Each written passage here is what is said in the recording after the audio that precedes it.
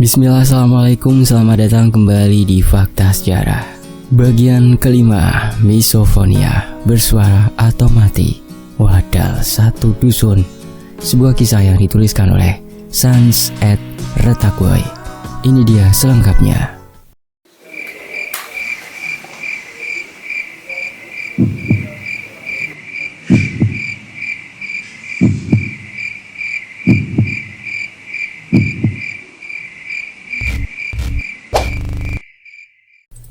Mbah Deris berdiri di sampingnya, menatapnya dengan tatapan tak terbaca. Hal itu membuat Dharma semakin tegang. Terdengar dari nafasnya yang tidak teratur. "Kenapa kamu tidak kembali ke ruangan kamu?" Iya mbah, saya tadi salah jalan."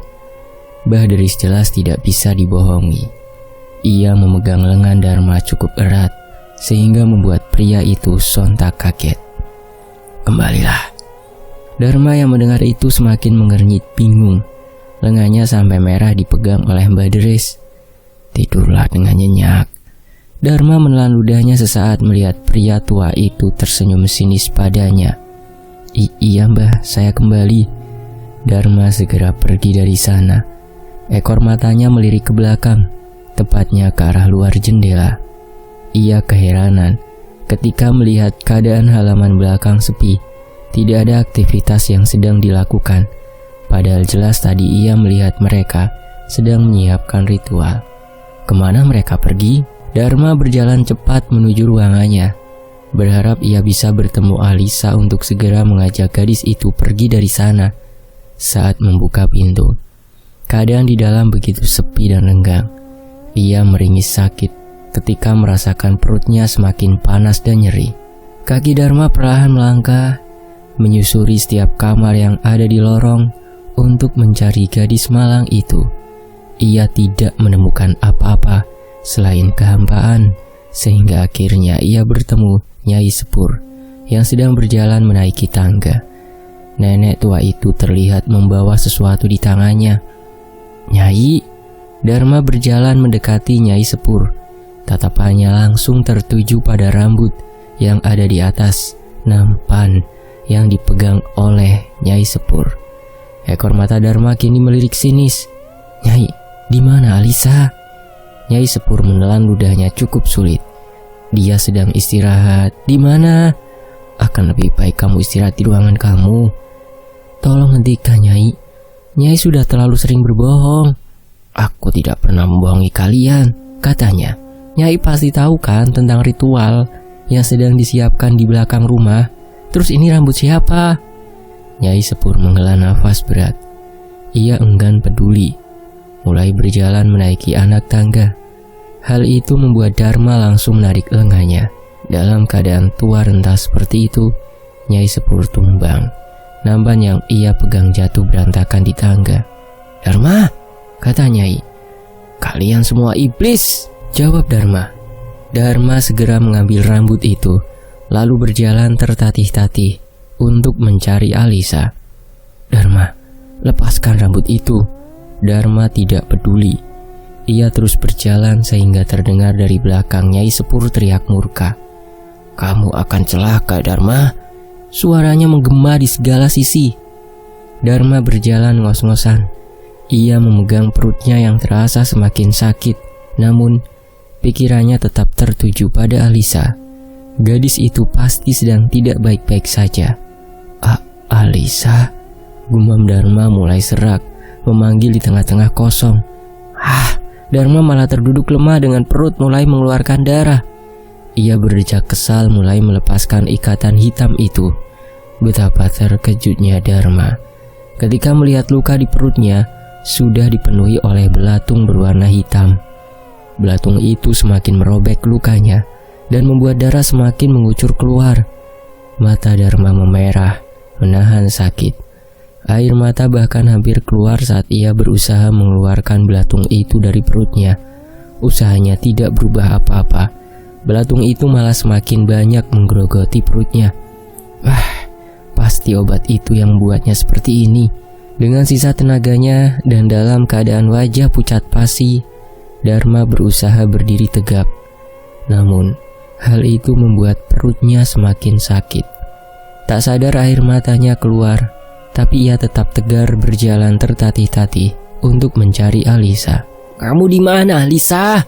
teriak Dharma frustasi.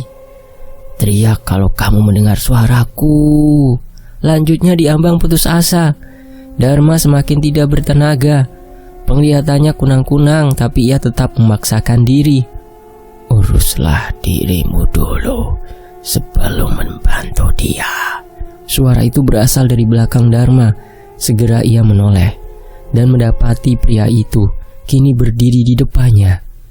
Arung adalah anak sematawayang Nyai Sepur.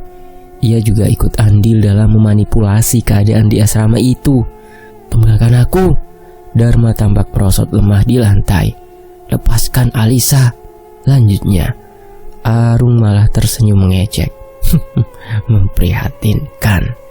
Di belakang rumah, orang-orang tanpa bola mata itu masih menyiapkan acara ritual dengan khusyuk dan khidmat. Keadaan begitu mencekam saat awan hitam pekat mengelilingi rumah besar itu. Tidak ada yang tahu bagaimana proses ritual berjalan nanti malam. Mereka hanya bertugas untuk menyiapkan semua kebutuhan, dari mulai menyiapkan bunga 7 rupa yang disebar di permukaan tanah, menyiapkan darah kelelawar hitam di atas wadah besar, dan yang terpenting adalah tidak membiarkan jasad Kamang sunyi dan sepi.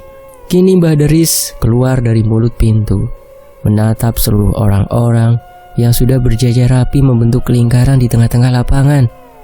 Ia melangkahkan kakinya mendekat. Wajahnya begitu tegang dan dingin. Di belakangnya ada Kun dan beberapa pria suci sebagai pemuka ritual. Terlihat juga Nyai Sepur bergabung bersama kumpulan wanita yang notabene-nya roh jahat yang bersemayam di jasad mereka. Tatapan mereka tertuju pada peti Kamang yang berada di tengah-tengah. Bola mata mereka tidak ada, pun Nyai Sepur yang memiliki bola mata putih melotot. Mereka kompak menggunakan pakaian serba hitam, warna yang paling disukai oleh lelembut di sana. Bau anyir darah kelelawar menyeruak masuk ke rongga hidung, mengundang jin untuk ikut serta bergabung dalam persiapan ritual itu. Dari arah sungai terlihat Akung berlenggak-lenggok memainkan keris yang ada di tangannya. Ia hanya memakai celana putih tanpa atasan. Matanya juga berubah menjadi putih seperti sedang dirasuki oleh roh jahat. Ia berjalan mendekati ritual dengan tatapan buas ke arah peti Kamang. Hal itu membuat Mbah Deris dan pemuka ritual lain tersenyum penuh arti. Akung sengaja dijadikan sebagai ksatria ritual yang bertugas dalam mengambil darah perawan Alisa. Mungkin dalam sejarah ritual inilah yang paling kejam, yaitu merendahkan harga diri wanita, mengambil paksa segala hak-haknya. Namun harus disadari bahwa karma itu pasti akan datang.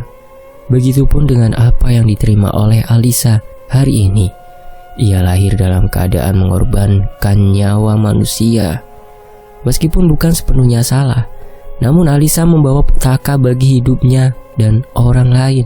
Sementara itu, suasana ritual semakin tegang ketika terdengar di segala sudut pohon-pohon besar mengaum tertiup angin besar.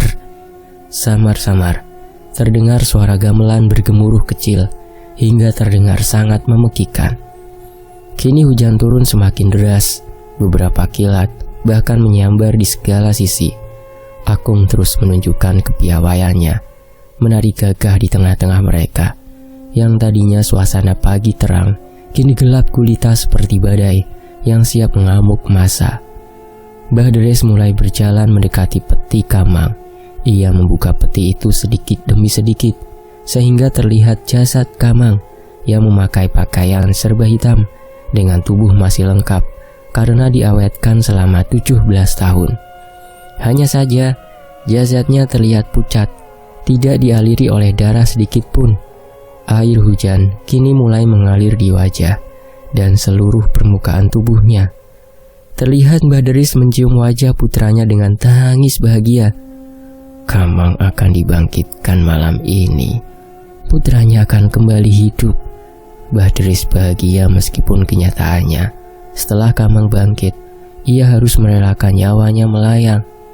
Itulah perjanjian yang harus dia tepati. Dia rela bekerja sama dengan iblis supaya nyawa putranya dapat kembali.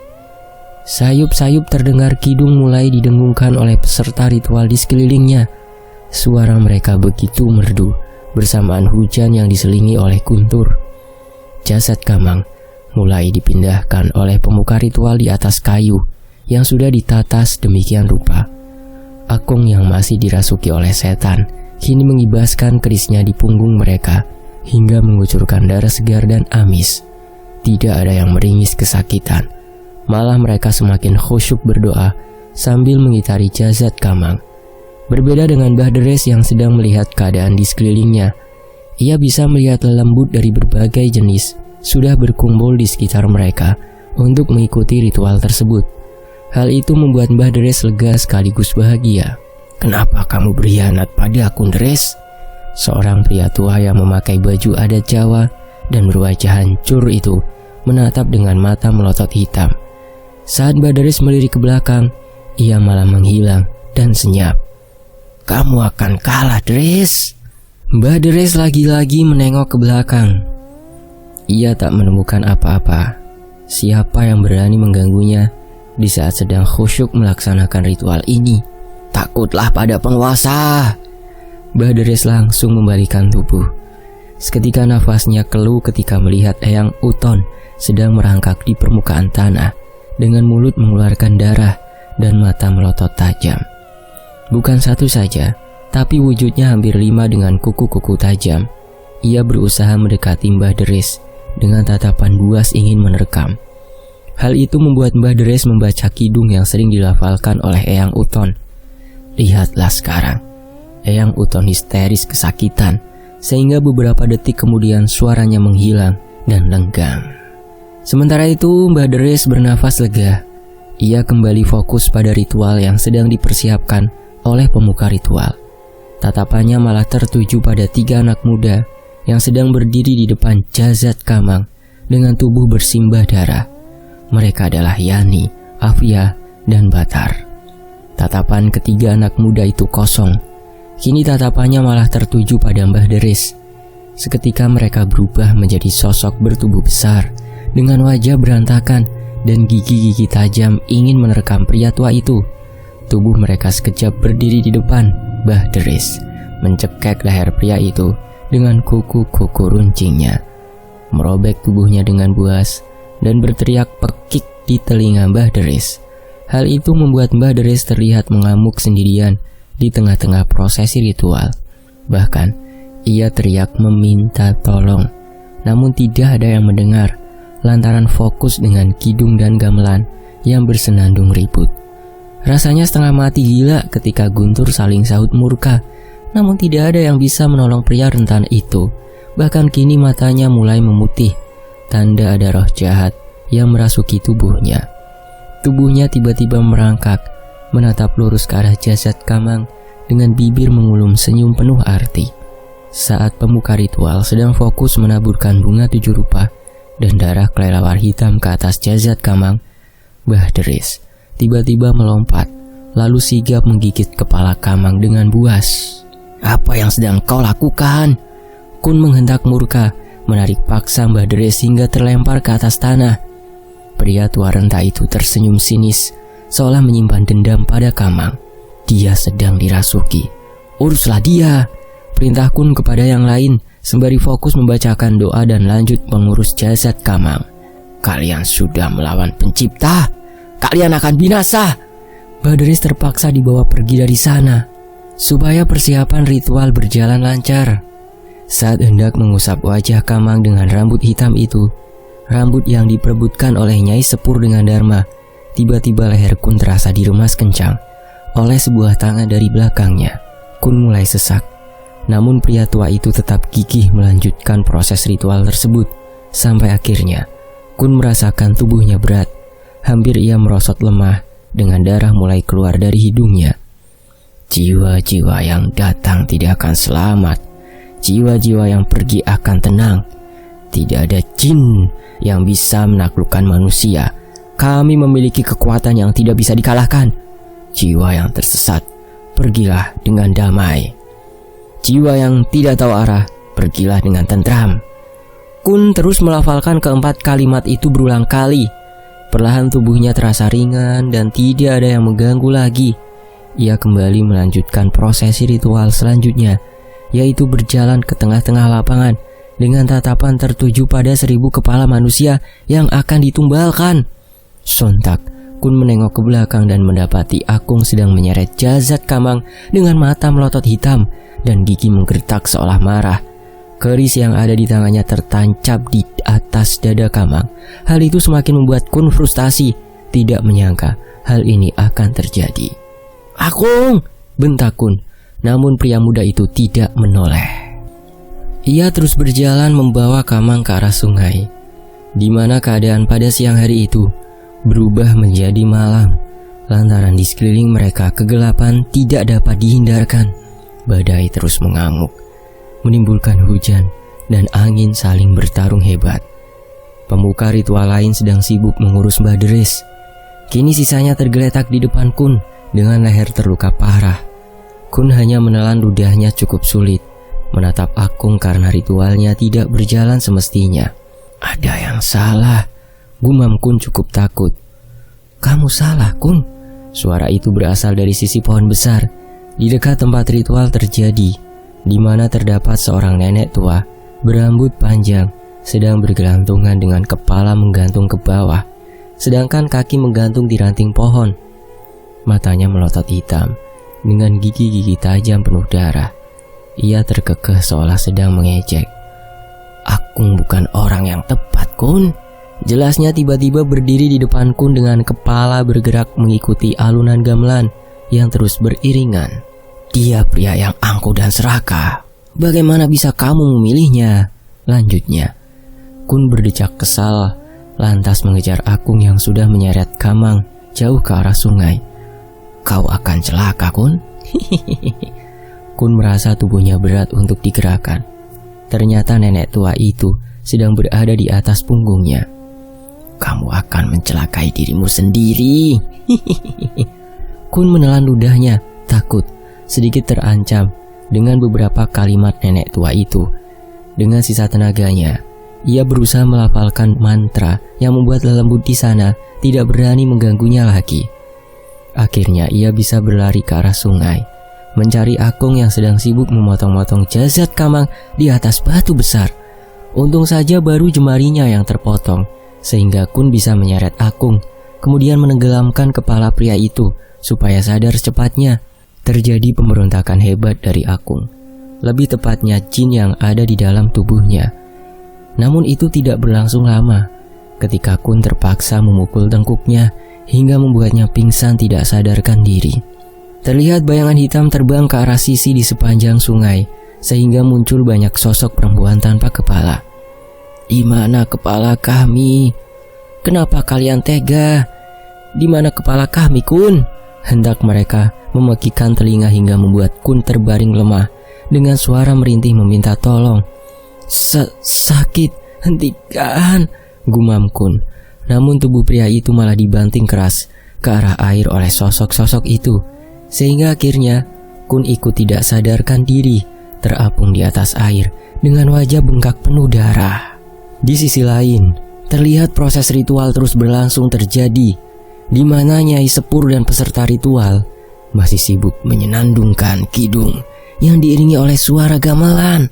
Mereka belum sepenuhnya sadar karena roh jahat yang ada di dalam tubuh mereka seolah menguasai mereka.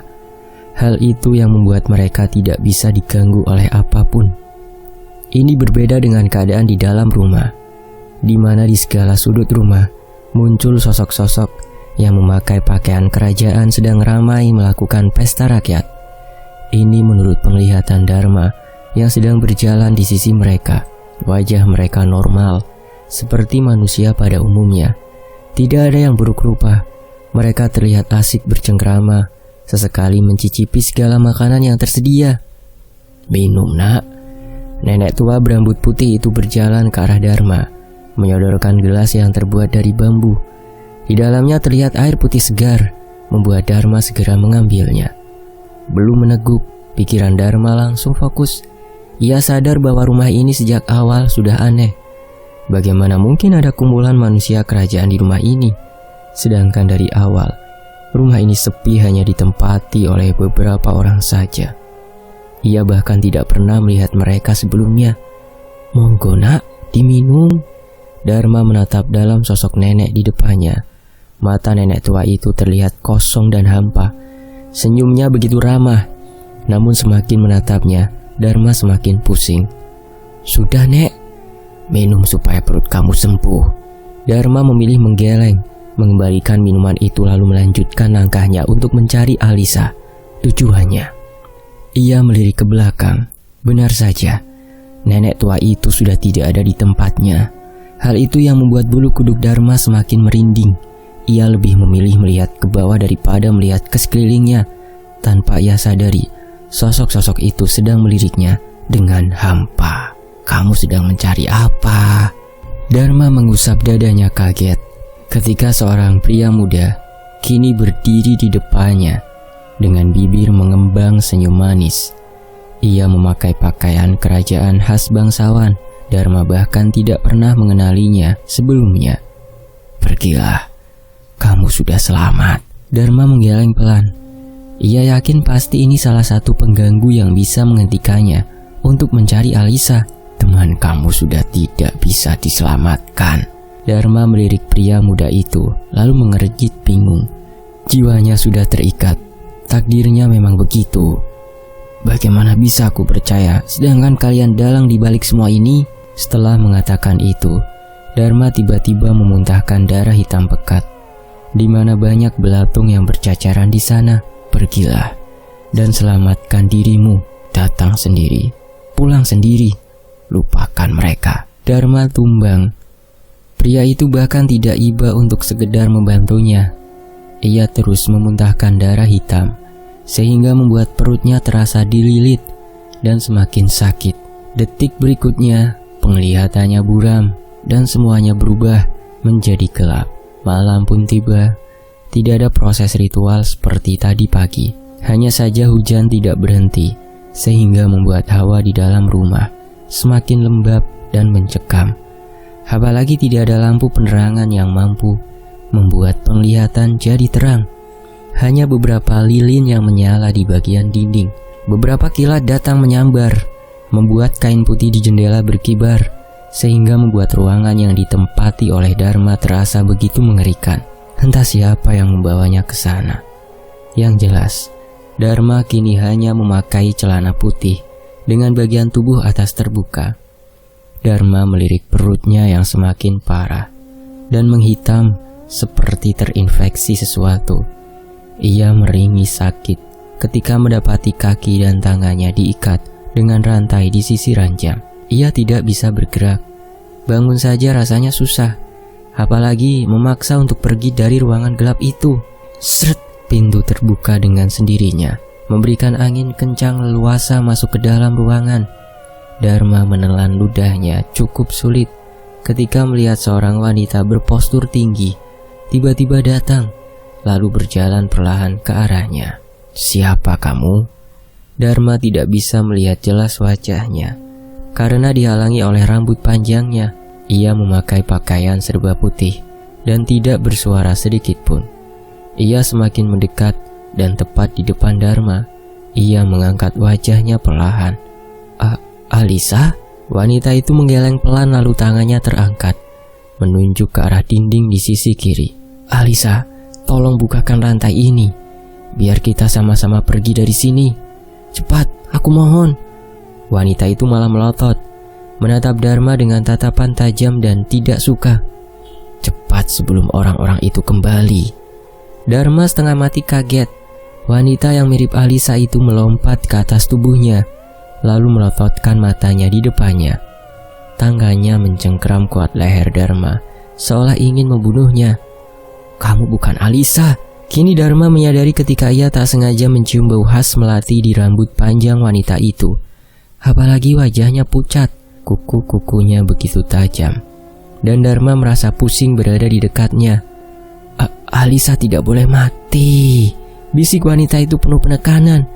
Siapa kamu?" Alisa harus keluar dari sini. Kenapa bukan kamu saja yang pergi menolongnya? Dris kejam, teriaknya lirih. Tiba-tiba porak-poranda melayang ke segala sisi dinding dan akhirnya jatuh ke lantai. Dengan suara yang cukup tinggi, Dharma tercengang dengan bulu kuduknya yang berdiri. Wanita itu menghilang ketika datang 4 pemuka ritual yang sempat ia lihat di belakang rumah. Mereka tampak pucat pasih, berjalan dengan tatapan kosong, lalu tanpa bicara, kini memaksa Dharma untuk berdiri dengan tubuh lemas dan tertatih-tatih. Kalian ingin membawaku kemana? Dari tadi hanya kehampaan yang didapati Dharma. Mereka hanya terdiam, tidak merasa iba dengan keadaannya. Rantai di kaki dan tangannya juga tidak dilepaskan. Ia hanya bisa meringis ketika merasakan perutnya mulai mengucurkan darah yang bau dan menyengat. Ketika mereka melewati salah satu ruangan yang ada di tengah lorong, samar-samar terdengar di sisi kiri kanan Dharma, suara orang yang merintih sedang kesakitan. Hihi, tolong! Tangisnya terdengar lirih dan menggema di tengah lorong. Aku takut, sakit, Dharma. Dharma membatu di tempat ketika suara itu berhasil menyebut namanya. Ia melirik ke arah belakang. Betapa kagetnya dia mendapati Alisa sedang merangkak di lantai dengan mulut memuntahkan banyak darah. Tatapannya terus tertuju pada Dharma dengan air mata deras, seolah meminta tolong. Alisa! Dharma membalikkan tubuh ingin menolong gadis malang itu. Namun tubuhnya langsung diseret oleh keempat pria itu untuk menjauh dari sana. Alhasil, ia hanya bisa menatap Alisa terus menangis di belakangnya. Pergi dari sini, Alisa! Teriak Dharma di sisa kekuatannya. Kamu dalam bahaya. Pergi menjauh dari rumah ini! Priak! Jantung Dharma seketika melemah. Mulutnya terkatup ketika gerbang hitam itu ditutup rapat, menampilkan orang-orang yang memakai pakaian serba hitam menyambutnya dengan wajah pucat dan tatapan kosong. Keempat pria itu membawanya ke sebuah ruangan yang usang dan berdebu. Ia bahkan tidak yakin apakah itu layak ditempati atau tidak. Yang jelas, samar-samar suara mata air terdengar di segala sisinya. Ia yakin ada sejenis sungai di belakang ruangan itu. Untung saja ada jendela kecil yang bisa membuatnya leluasa melihat ke arah luar. Benar saja, bahkan ini sudah melebihi ekspektasi Dharma. Kini ia bisa melihat air terjun. Di bawah air terjun itu terlihat orang-orang yang memakai pakaian serba putih sedang memandikan jasad pria muda. Bersiaplah. Dharma segera melirik kanan ketika tak sengaja ada suara yang berhasil mengalihkan perhatiannya. Upacaranya ada di sini. Berani bersuara tapi tidak berani menampilkan wujud. Setan, umpat Dharma, terus melihat ke segala sisi, namun tidak kunjung ada yang muncul. Ritual mereka gagal. Itulah kenapa mereka pindah ke sini, katanya. Seorang perempuan berambut panjang muncul. Lagi-lagi, wanita yang mirip Alisa itu kini sedang duduk membelakanginya. Mereka terlalu memaksakan kehendak, bisiknya. Kini tiba-tiba sudah berdiri di samping Dharma. Ritual tidak boleh diadakan di sumber air mata suci, jelasnya. Apa maksudmu? Semua akan mati. Suara wanita itu perlahan menghilang bersamaan kidung yang terdengar hanyut dan lirih. Tiba-tiba datang yang membuat Dharma seketika tumbang dan pusing. Lagu apa yang mereka nyanyikan sehingga membuatnya terasa begitu berhalusinasi? Ini terbukti ketika Dharma tiba-tiba berdiri, berjalan keluar ruangan dengan bibir mengembang senyum, matanya tertutup rapat, seolah hanyut dalam irama kidung yang mereka nyanyikan. Lebih baik mati demi jiwa yang suci. Dharma berulang kali mengucapkan itu sampai ia berjalan ke air terjun untuk bergabung dalam proses ritual mereka. Hujan turun seperti badai. Beberapa kilat datang menyambar pohon rindang di sekeliling mereka. Dris, Kun, dan pemuka ritual lain masih khusyuk berdoa. Meskipun terlihat lemah dan terluka, mereka tetap gigih untuk melanjutkan ritual dalam pembangkitan jiwa Kamang. Samar-samar kembali terdengar gamelan yang disertai kidung yang bersahut merdu. Peserta ritual datang, mulai mengelilingi mereka dengan wajah pucat seperti dirasuki. Dharma ikut hanyut terbawa suasana. Pikirannya fokus tertuju pada jasad Kamang yang sedang dimandikan dengan bunga 7 rupa yang begitu harum dan menyengat. Lebih baik mati demi jiwa yang suci. Perlahan tangan Dharma ditarik oleh seseorang, pergi dari sungai secara diam-diam. Di luar dugaan, orang yang menarik Dharma adalah Alisa. Gadis malang itu terlihat tidak berdaya, menangis sesenggukan sambil menarik Dharma berusaha keluar dari tempat itu. Kedua kakinya pincang, tampak ada luka sayatan di bagian betisnya. Lihat juga rambut hitamnya yang dipotong-potong secara paksa. Wajahnya sembab karena terus menangis belakangan ini. Alisa begitu rapuh dan lemah. Ditambah lagi saat ia mengetahui bahwa ia akan dikorbankan dalam ritual pembangkitan Kamang. Ia bahkan tahu jika mereka hanya membutuhkan darah perawannya dalam ritual itu. Lebih baik mati demi jiwa yang suci. Kalimat itu berulang kali Dharma dengungkan, hingga membuat Alisa muak sendiri untuk mendengarnya. Ia terus memaksa Dharma untuk berhenti berbicara. Tapi pria itu seperti orang yang kehilangan arah. Tolong sadar Dharma. Dharma belum sadar juga, meskipun mereka kini sudah berjalan melewati satu lorong besar dan panjang yang ada di sungai agar bisa keluar dari tempat yang menyeramkan itu. Lewat sini. Dharma menarik Alisa melewati aliran sungai yang begitu dalam. Otak kamu di mana? Alisa tak kuasa menampar wajah Dharma, sehingga suaranya menggema di tengah-tengah lorong. Suara tangis gadis itu begitu menyayat hati. Kini Dharma malah menatapnya dengan senyum lebar, seperti sedang kesetanan. Kamu tidak bisa pergi, Alisa, ujar Dharma lirih, menyeret kepala Alisa hingga terbentur keras ke dinding gorong. Tangan Dharma begitu kuat mencengkeram bagian leher Alisa, hingga membuatnya tidak bisa bernafas leluasa. Takdirmu ada di sini. Kamu tidak akan bisa menghindarinya. Wajah Alisa memerah menahan nafas. Lehernya terasa ingin patah saat Dharma mencekiknya semakin kencang. Ia bahkan tidak bisa berontak untuk sekedar melawan. Tangisnya terus meraung. Berdoa dalam hati supaya Dharma bisa secepatnya sadar. Alisa melirik perut Dharma yang kian membusuk belakangan ini. Tanpa berpikir panjang, ia meremas perut pria itu, mengoyaknya dengan segenggam tangan, berusaha melukainya secara dalam. Aktivitas Alisa berhasil membuat Dharma tumbang, merasakan sakit luar biasa di bagian perutnya. Ia bahkan kembali memuntahkan darah yang lebih banyak dari sebelumnya. Lagi-lagi, belatung dan darah hitam pekat keluar dari mulutnya. Hal itu yang membuat Alisa bergeming, menatap Dharma dengan penuh rasa iba. Dharma, maafkan aku. Suara itu berhasil mengalihkan atensi Dharma, melirik Alisa yang kini sedang menatapnya. Tampak pria itu sepenuhnya sudah sadar diri. Seketika nafasnya lemah, memegang erat bahu Alisa, lalu menatap wajah gadis itu lamat-lamat. Air matanya tidak bisa dibendung lagi. Ia menangis, lalu memeluk Alisa begitu gelisah. Kamu kemana saja? Aku sudah mencarimu di seluruh tempat di rumah ini, ujarnya di sela tangisnya. Suara tangis mereka saling beradu di tengah-tengah gorong. Alisa dan Dharma sama-sama tahu tentang ketiga temannya yang sudah dikorbankan dalam ritual bejat itu. Kini yang tersisa tinggal mereka berdua. Dua anak muda yang kelimpungan mencari arah pulang karena terjebak di sana. Kita harus pergi dari sini. Alisa memapah tubuh Dharma untuk meninggalkan gorong yang begitu gelap dan mencekam. Di luar, hujan turun sangat lebat, dan untung saja beberapa kilat muncul untuk memberi sedikit penerangan. Alisa, aku tidak yakin bisa keluar dari sini. Bisa. Alisa menatap Dharma begitu dalam, seolah ingin memberikan keyakinan untuknya. Jangan lemah hanya karena perut ini. Alisa tanpa sungkan merobek bagian rok bawahnya, lalu mengikat perut Dharma, berusaha untuk memberikan penanganan pertama. Ini hanya tipu daya Mbah Deris. Alisa berujar lemah, kini menatap Dharma dengan tatapan sayu dan kosong. Bertahanlah, setidaknya jangan mati di sini.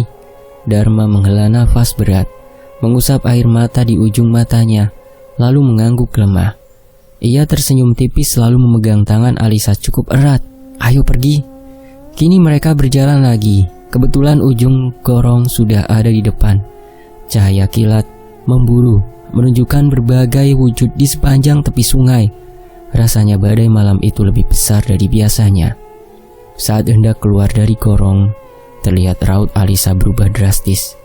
Wajahnya tampak sangat pucat, dadanya bergemuruh kencang. Kini ekor matanya melirik Dharma dengan was-was.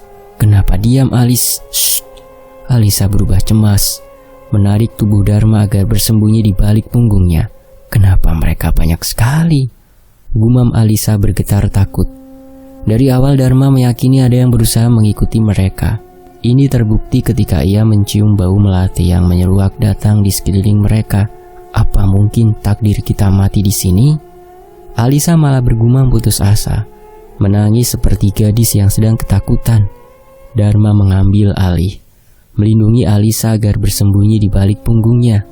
"Sesuai katamu, setidaknya jangan mati di sini." Alisa malah meremas bahu Dharma cukup keras, sehingga membuat pria itu menoleh kebingungan. Bagai disambar petir, Dharma bisa melihat seorang pria bertubuh tegap tinggi, wajah sayu, mata melotot tajam dan merah. Kini sedang berusaha mengisap leher Alisa seperti hewan buas. "Dharma, tolong." Belum sempat Alisa meminta tolong, Dharma langsung mengepalkan tinjunya ke arah lelembut tadi. Hilang. Ia hanya memukul udara bebas. "Alisa, maaf." "Dharma, mereka semua berkumpul di sini." Alisa sontak menangis melihat berbagai wujud makhluk tak kasat mata sedang memandang mereka dengan tatapan menghunus tajam. Bola mata mereka menyala, melotot dengan gigi-gigi runcing yang terus mengeluarkan darah, serta tubuh merangkak perlahan mendekat. Entah jenis makhluk apa itu. Yang jelas, wujud mereka begitu menyeramkan. Hampir gorong-gorong penuh dengan volume tubuh mereka. "Lari secepatnya, Alisa, lari!" Hentak Dharma mendorong tubuh Alisa agar berlari sejauhnya dari sana. Namun ia berdiam diri, tertinggal di sana, supaya bisa mengalihkan perhatian makhluk itu agar tidak mengejar Alisa. Hal itu yang membuat Alisa berlari secepatnya, menyusuri sungai dengan air mata deras dan sesak. Sesekali ia jatuh, terpleset dengan tubuh yang lunglai dan rapuh. "Dharma, ayo kita mati bersama!" teriak Alisa menangis frustasi. Namun langkahnya tidak berhenti untuk berlari sekuat tenaganya. "Aku lelah, siapa yang mau menolongku?" "Tidak ada," teriak Alisa kini sudah menjauhi sungai, berlari melewati belakang rumah. Ia terus menangis, hingga akhirnya tubuhnya membatu di tempat ketika melihat Eyang Uton berdiri di depannya dengan wajah sumringah dan bibir mengembang senyum manis. Pria tua itu berdiri di dekat pohon besar itu. "Sini, Nduk." "Eyang," Alisa bergumam sepi. "Eyang datang untuk menjemput kamu," jawabnya terdengar jelas di telinga Alisa. Alisa terdiam, melirik kiri kanan. Segalanya sepi dan sunyi. Hanya air hujan yang turun semakin deras dan angin membaur kencang. "Sini, Nduk, Eyang rindu sama kamu." "Alisa lelah, Eyang." "Jangan mendekat, Alisa." Belum sempat Alisa memeluk Eyang Uton, tiba-tiba dari arah belakang Dharma menarik tangannya, menyeretnya agar pergi dari sana. Tapi ia tumbang, terjatuh, merasa kakinya sedang ditarik oleh sesuatu. "Kamang," ya, pria itu menarik kakinya dengan wajah tersenyum sinis dan mata melotot merah. Alisa kini pucat pasi, merasa dihianati oleh lembut di sana. Ia pikir benar-benar Eyang Uton, ternyata bukan. "Jangan sentuh dia!" Dharma melempar batu besar ke arah Kamang, tapi nihil. Kamang malah menyeret Dharma ke segala sisi, lalu melemparnya dari atas pohon yang tinggi. "Briak!" "Karena kamu semua orang menjadi korbannya." Jelas Dharma kini lemah tidak berdaya, dengan wajah berdarah dan tubuh penuh luka. Wujud Kamang menghilang saat mendengar suara kidung khas Eyang Uton bersenandung di tempat itu. Alisa terduduk lemah, menangis sesenggukan, sehingga samar-samar ia mendengar suara Eyang Uton berbisik di telinganya. "Pergi, Nduk." "Eyang? Eyang, tolong Alisa!" balas Alisa cepat, melihat sekelilingnya yang sepi dan sunyi. Tiba-tiba Alisa merasakan seorang memegang bahunya. Lalu sedikit demi sedikit, mengajak Alisa untuk berdiri dari duduknya. "Eyang, pergi jauh dari sini." Suara itu begitu halus dan lembut. Alisa tidak dapat melihat wujudnya sehingga tanpa sadar, kini Dharma menarik tangannya dengan erat, lalu mengajaknya berlari cepat mungkin. "Dharma, Jangan pikirkan aku, pikirkan dirimu sendiri," jawab Dharma. Bukan tanpa alasan.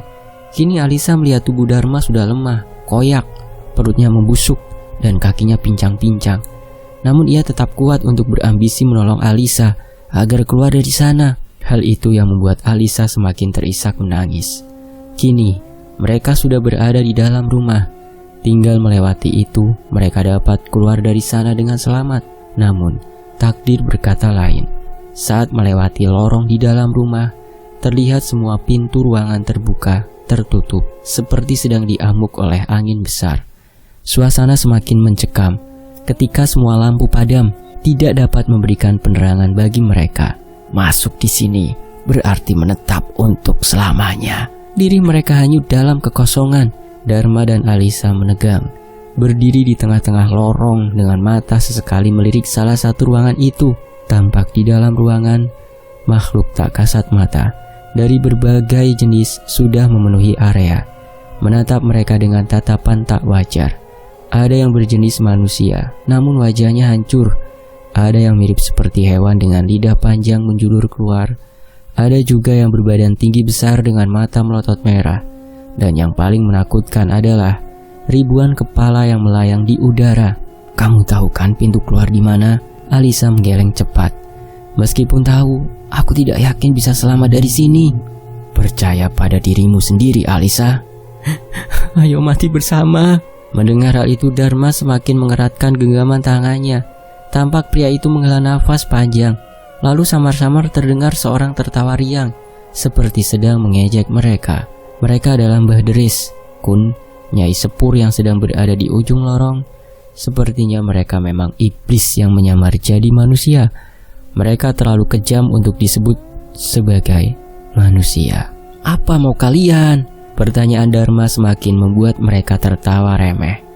Terlihat mereka berjalan semakin dekat, sehingga membuat Alisa dan Dharma mundur was-was. "Serahkan wanita itu dan selamatkan dirimu sendiri." Dharma melirik Alisa yang kini sedang menangis lantaran takut. "Ayo Alisa." Alisa menggeleng cepat. "Lebih baik kita mati bersama, Dharma. Tolong jangan serahkan aku sama mereka." "Ayo, kita mati bersama," jawab Dharma malah menarik tangan Alisa, berlari kencangnya melewati lorong itu. Hal itu yang membuat seisi rumah mengamuk, mengejar dengan suara-suara yang begitu memekikkan telinga. Ada yang merangkak, menggelinding, melompat, sebagai jenis lelembut di sana seperti zombie yang kelaparan. Jangan lupa juga suara gamelan dan kidung yang kini mulai bersenandung semakin kencang. Saat hendak melewati Mbah Deris, Kun, dan Nyai Sepur, Alisa dan Dharma setengah mati kaget ketika melihat kepala mereka terpisah dari lehernya. Apa mungkin mereka juga sudah mati? Mbah Deris ingin mendekati Alisa, namun Dharma sigap membawa Alisa masuk ke salah satu ruangan yang cukup sepi dan kosong. Ia langsung menutup pintu rapat-rapat, berdoa dengan tangis yang berderai supaya makhluk itu tidak bisa masuk ke dalam. "Tutup jendela, Alisa." Untung saja Alisa sigap menutup jendela dengan rapat-rapat. Terlihat makhluk itu juga memenuhi jendela, menjilat kacanya dengan mata melotot murka. Hal itu yang membuat Alisa langsung menutup jendela dengan kain putih seadanya. Terdengar di sekeliling ruangan itu, mereka mengamuk, memukul pintu, dinding, dan jendela seperti sedang berontak ingin dibukakan. Dharma merosot lemah, memuntahkan darah hitam yang begitu menyakitkan untuk dirinya. Ia melirik tubuhnya yang sudah lemah dan penuh dengan luka, apalagi perutnya yang kian membusuk, mengeluarkan darah dan bau yang cukup menyengat. "Alisa." Ketika menengok, Dharma begitu kaget dan kebingungan ketika melihat Alisa kini berdiri di depannya, mulai menurunkan baju yang ia kenakan sehingga membuat lekuk tubuhnya terlihat jelas. "Apa yang kamu lakukan?" Dharma memalingkan wajah, tidak ingin melihat jauh keadaan gadis itu. "Ayo Dharma, kalau aku melepas perawan, mereka tidak akan mengejar kita lagi." Dharma malah menangis terisak, memeluk tubuhnya begitu frustasi. Ia tak bisa bayangkan akhirnya akan seperti ini. Dharma, Alisa, dan mungkin semua orang yang sudah menjadi korban ritual itu selama 17 tahun. Mereka hanya ingin meminta keadilan untuk nyawa mereka. Di sisi lain, darah merah dan segar itu mulai menodai kain putih di ranjang sedikit demi sedikit, sehingga akhirnya deras dan basah karena darah perawan Alisa. Dua insan yang sedang berpelukan di atas ranjang tampak menangis, terisak meratapi nasib. Terdengar dari arah luar suara makhluk itu semakin ribut. Kidung bersenandung begitu memekikkan telinga, mengamuk sehingga membuat angin besar datang mengibaskan kain jendela yang kini menampakkan wujud Kamang yang sedang melotot murka, dan beberapa makhluk tak kasat mata yang berteriak histeris. Dharma lagi-lagi memuntahkan darah. Kali ini begitu banyak sehingga membuat Alisa harus membantunya untuk duduk di sisi ranjang. Alisa, maafkan aku. Alisa menangis histeris ketika melihat Dharma mulai berubah. Matanya melotot keluar, lidahnya menjulur keluar. Darah merah mulai keluar dari seluruh lubang di wajahnya, baik dari mata, hidung, dan telinga. Ia mencabik-cabik perutnya, lalu mencekik dirinya sendiri dengan kuat. Hal ini berbeda dengan apa yang dirasakan oleh Alisa. Gadis itu tiba-tiba berdiri, memecahkan kaca jendela, sehingga membuat seluruh makhluk itu leluasa masuk, menyeret tubuh lemah Alisa, lalu menyiksanya dengan buas. Terdengar Alisa dan Dharma sama-sama histeris kesakitan. Pintu kini juga terbuka lebar, memberikan keluasaan untuk makhluk di sana masuk memenuhi ruangan yang kini sebagai bukti tempat penyiksaan Alisa dan Dharma, sehingga akhirnya berakhir binasa. Tidak ada yang selamat, pun orang-orang di balik ritual itu juga ikut binasa karena perbuatan bejat mereka. Dan tentu saja tipu daya setan. Tamat. Semoga kita semua bisa mengambil pesan moral di dalam kisah ini. Tulisan ini ditulis dari tanggal 5 Mei tahun 2022 dan finish atau selesai di tanggal 4 Juni tahun 2022. Demikianlah dari Sans@Retakboy. Fakta sejarah pamit. Wassalamualaikum warahmatullahi wabarakatuh. Sampai jumpa di kisah lainnya.